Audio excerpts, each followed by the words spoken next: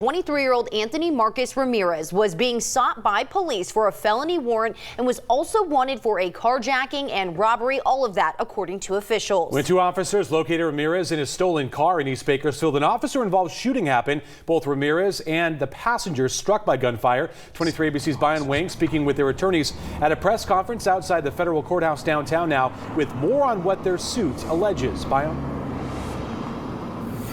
Tim and Jess, good evening. Their attorneys say that the officers were not wearing police uniforms during the time of the shooting. They say they were wearing plain clothing when they fired at over a dozen shots into the parked car where the pair was sitting, adding that the shooting, they say, is unfair and unnecessary. Meantime, BPD says their investigation is ongoing.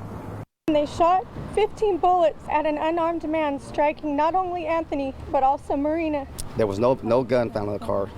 And there was no gun found anywhere. Those are the parents of 23-year-old Anthony Marquez Ramirez. They say their son is paralyzed from the waist down and will never walk again because back in February, we got home and we were just going in and heard pop, pop, pop, pop, pop. Like 6-7 shots, something like that. Ramirez, police say, had a felony warrant and was also wanted for carjacking and robbery. When two officers located him, they opened fire, striking Ramirez and his passenger, Marina Renee Segura, who was booked for carjacking and conspiracy. This is not a case where a person or a car is going down the street, the cops are in hot pursuit, and then they catch him and then they shoot into the car. It's not that.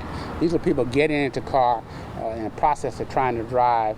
The officers come up on them, said they're police officers, I believe, start shooting at them as they were trying to move away. Detective Ryan McWilliams and Detective Isaac Ailman have been with the department for over 10 years. This is Ailman's third officer-involved shooting, according to BPD. The two officers were initially placed on administrative leave, but are now on modified duty, pending review from the Critical Incident Review Board. In some of the statements that have been made to investigators, the officers say that they feared for their life. Ramirez's attorneys say the officers used unreasonable force, which has permanently disabled him. It kills me, to go see your son incarcerated in a wheelchair among other inmates when my son, all he's got is his arms. That's all he has to protect himself from there.